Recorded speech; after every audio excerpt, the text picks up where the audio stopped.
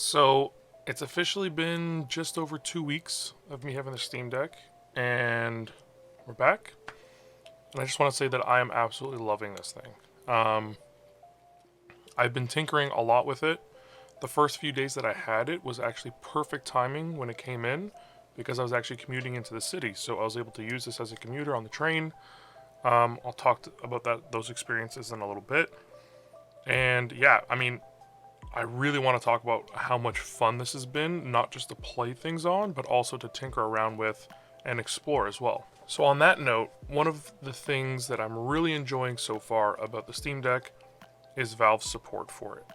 Now, I don't want to kiss ass, and I don't want to kind of praise a company and make them seem better than they are, but Valve is doing a really good job with the Steam Deck in terms of listening to the community, seeing the things that the community is doing on their own, and kind of taking into consideration what the community is prioritizing and enabling them to do that more easily and with less hiccups. For example, recently a lot of people have been changing the boot animation on the Steam Deck. Now, originally you had to do a bunch of stuff with truncating the file size, making sure it was below a certain file size, putting things in certain folders, and overriding the defaults. They enabled that in a beta. And then I think it was like maybe 6 days after the beta for that came out, where they enabled people to do it a little bit easier. They put out a stable release, which made it even easier than that. You no longer have to reduce the file size, so you could do full format boot animations. So for me, I ended up doing my Caddac logo. So for me, I ended up doing one of my original Caddac logos there, and I mean, I thought it looked really good, but the problem was it was a really small file size, and so it was very blotchy, and you could see a lot of artifacting. Now that I have the full file size, it looks so much better. It looks really, really good. And they made it so much easier where you no longer have to truncate, which is great. You don't have to do anything in the console if you're not comfortable with it. They created a new set of folders that are called UI overrides so that you can override the existing ones without overwriting the original files. So if you ever want to get rid of yours, all you got to do is just delete the one that you have in your override folder, and then the default one gets used. Before, you had to be smart and just back up all the original stuff, but now you don't have to have duplicate files everywhere, which is awesome. And yeah, so they've been updating the software, especially in the beta. If you end up changing your release version to beta instead of stable, you're basically going to be getting almost an update a day. And that's great because it really shows that they're continually making as many changes to the software as possible, and that they are really listening to the community and kind of seeing what people are interested in and helping making that much easier experience for everybody. So before, the only people that were really doing the boot animations were people who were comfortable using the console, doing some truncating, and kind of editing the WebM files to properly fit the format of your Steam Deck. But now they made it so much easier where you basically just drag a file into a folder and you're good to go. And I hope they continue to do that. And if they do, it's just a really, really good thing for the software side. Now, again, for the hardware side, Valve's even showing a lot of support here by making almost every component available through iFixit, showing all of the different teardown stuff and repair manuals on iFixit, things like that. So having a company so open and willing to allow users to do custom modifications, change their components out, replace their components all on the user side, just is a really good thing, especially in today's world where a lot of companies are going the opposite way. Now, on the topic of tinkering, it's not only tinkering with the actual Linux that I'm enjoying, I'm actually enjoying tinkering with different launchers and getting those games to work within SteamOS. So I'm really enjoying trying to get different launchers and those games to work on them. So for example, I've been playing a lot of Battle.net games on my Steam Deck. Now, is it officially supported? No. Does it mean that I end up running into some issues and some hiccups? 100%. But it is a ton of fun to try to fix errors for me. I really enjoy tinkering and trying to fix things up. And it really allows me to take advantage of the Steam Deck's hardware for things that aren't normally a part of the arsenal. There's a lot of games that work really well on the Steam Deck and that the Steam Deck works really well for as well. You know, kind of like a little two-way street here, and they're not, you know, officially supported or verified on the deck. Biggest example for me is actually Diablo 2 Resurrected. Diablo 2 Resurrected, by default on the PC version, has controller controls. So Diablo 3 does not, and they weren't going to ever throw that in there, even though they designed Diablo 3 for controllers. And normally I'd be a little bit bummed out that the controller version was kind of being pushed on things, but surprisingly enough, the controller support for Diablo 2 Resurrected is amazing, and I've been having a ton of fun, you know, playing a little bit of Diablo 2 before I go to bed, and it runs so smoothly. So yeah, it runs so smooth. I'm super, super impressed with how well the game runs. It basically sits at a 40 frames per second flat. I'll talk more about the 40 frames per second in a little bit as well, but it runs so well. No hiccups, no problems whatsoever. The only time I ever had issues was with certain cinematics, but the game itself runs like butter. And this is a game that isn't verified on the deck, and it runs incredibly because I've spent a little bit of the extra time to learn how to get other launchers working on the Steam Deck. I've got my Battle.net, I've got my GOG, I've got Origin, I've got Uplay, and on top of that, having the Xbox Game Pass. So unfortunately right now, getting the actual Game Pass games installed on the Switch is not possible, as far as I'm aware, because all those games are UWP, so they're Windows apps. They don't install in a normal way, so having the layers between Linux and, you know, Proton, for example, to give that compatibility just doesn't really work with those. But if you have Game Pass Ultimate, you can do the cloud gaming, and it works incredibly well on the Steam Deck. It works awesome. Xbox actually supports doing it this way as well, and they have full guides on how to get your Xbox Cloud working on your Steam Deck. My biggest problem with cloud gaming as of the moment right now is latency. A lot of games will suffer in a bad way because of latency. Things like racing games, fighting games, and stuff like that, where timing is relatively important. But games where timing is not as important, the latency doesn't really affect you as much, and they make it really enjoyable on the Steam Deck, being able to play those games wherever you want. So, for example, one of those games that I was playing was actually Gears Tactics. It's a top-down game, very much similar to games like XCOM, and I've been having a lot of fun playing that on the Steam Deck, and I played it a little bit on my trips, and I had a lot of great fun with it. And with the Game Pass Ultimate and cloud gaming, you get access to so many games.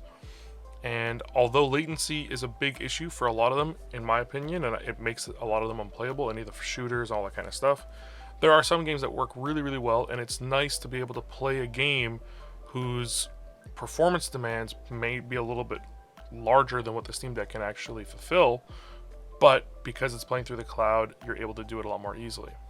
Now, I've also really enjoyed the flexibility of the Steam Deck. Being able to use it in handheld mode, being able to use it as a desktop mode, being able to use it connected to a TV. Now, I've actually just been using a USB-C dongle, which has USB power pass-through as well. And I actually have a couple of these, and I've been switching between the two or three of them that I have, seeing which one works better. I actually ended up picking up the Caddac, I think that's how you pronounce it, dock, and I'm going to compare that against all of these adapters or dongles in next week's video. So stay subscribed if you want to check out that video. I have not opened it at all yet. I've just been using a lot of these dongles. And I mean, the dongles have been making it really easily. I can easily plug in a keyboard and mouse. So when I was doing a lot of the tinkering on the desktop of Linux, I was using that because it just made things a lot easier. Being able to plug USB sticks in, all that kind of stuff has been super helpful. Now, you don't need a dongle though to be able to use a good keyboard and mouse with your Steam Deck, because what you can do is actually install Steam Link on your computer, use Steam Link to remote into your Steam Deck, and it is a native remote control, basically. You don't have to do any other kind of Linux stuff. You don't have to try to get any of those remote desktop apps working. I've tried a bunch, and some of them are very finicky in terms of if they work or if they don't. And Steam Link has been working super flawlessly for me, and that's what I've been using mainly to use my main monitor and keyboard and mouse to control my Steam Deck, and just kind of leaving the Steam Deck off to the side. And what's most important to people is the actual performance. And I have to say, I am pleasantly surprised by how well the Steam Deck performs in a lot of games. Now, have I been playing the latest and greatest AAA titles? No. I honestly haven't bought any latest and greatest AAA titles in a long time because of the Xbox Game Pass and just because I've had so many games I need to play. But games like Diablo 2 Resurrected have been running super well. Devil May Cry 5 has been running really well. I played that on my commute there and back. Stayed at a stable 40 frames per second. During some of the cinematics, it would go down, but again, during gameplay, solid 40 frames per second. And again, I will talk about the 40 frames per second in a minute. Rocket League has run really well. Spyro Reignited has worked really well. A lot of the remastered old games have worked well, so I did Spyro and Crash Bandicoot, and both of them have run flawlessly. I've gotten a bunch of other games that are not technically supported, like Fall Guys, to work really well, and Baldur's Gate 3 to work pretty well as well. Now, I've mentioned the 40 frames per second quite a few times, and if you want to know why, it's that people have found that 40 frames per second works really, really well on the Steam Deck in terms of giving you a nice, smooth frame rate. It's well below 60, but it looks a lot better than 30. It saves your battery a lot more than 60, and because the Steam Deck's hardware is pretty limited in terms of power, you're able to get a consistent 40 frames per second. So although some games you're able to get to 60 frames per second, it's not consistent, so you end up getting a lot of stuttering, and that kind of sucks. If you're able to get a solid 40 frames and never really dip below 40, it becomes a much more enjoyable experience, and it seems a lot smoother because you're not getting any of that stuttering. Now, the person who I used to kind of find out a lot of this information is someone called the Deckverse on YouTube. I will leave his channel down in the description below, but it kind of goes through it a lot in detail. Certain games, though, I do not use 40 frames per second. Rocket League, for example, feels terrible in 40 frames per second. I'm used to playing it at 144 hertz on my main computer, so going down to 40 feels terrible. And 60 works really, really well. You just have to adjust a lot more of the graphical settings. But almost every other game so far, I've been running them at around 40 frames per second, and they run like butter. Now, with battery life as well, I found it to be very, very good. Way better than my Switch was in terms of playing like an actual good game for a long period of time. When I was doing my commutes, I was able to play Devil May Cry there and back and still get home with about 65% battery. The commute each way was about an hour, so that's almost about 4 hours of gameplay on a pretty good and graphically demanding game. So I'm super happy with it. I've never had the issue where I've gotten to a point where I'm like, oh, I'm kind of disappointed with the battery life of this thing. Is it amazing? Did it blow me out of the water? No, but did it exceed my expectations compared to my Switch? 100%. So if we're looking at Valheim here, you can see that the game runs pretty well. It's staying at a pretty consistent 36 to 40 frames per second. Sometimes you'll get some big stutters, but that's the problem with Valheim, is that because it's procedurally generated, you can get very, very busy. And it can pretty heavily affect how the game is working. Now, I don't enjoy Valheim on controller, and this isn't a game that I would normally play. I mainly installed it just for this video. But this would probably be one of the games that I've played that had the worst performance in terms of stability and consistency on my deck. Now, one of the reasons that I wanted to use it was because I was hoping it was going to get the fans spinning up so I could show you that although the fans are loud, they're not terrible. They're a lot quieter than my laptop fans, a lot more enjoyable, and because I'm usually playing this somewhere in public where I have headphones on, I never notice it. And they're not loud enough to be bothersome to other people as well. I was using this on the public train, sitting beside people, and I mean, you could barely hear it over the drone of the train itself. So again, super happy with how it's performing. I think it's exceeding a lot of my expectations, and I'm really enjoying it so far. So what's next? I'm going to be doing the video next week on comparing these dongles from Ugreen and from Monoprice to the JSOX dock. And Valve actually just released their own dock, the official dock that was supposed to come out a little while ago.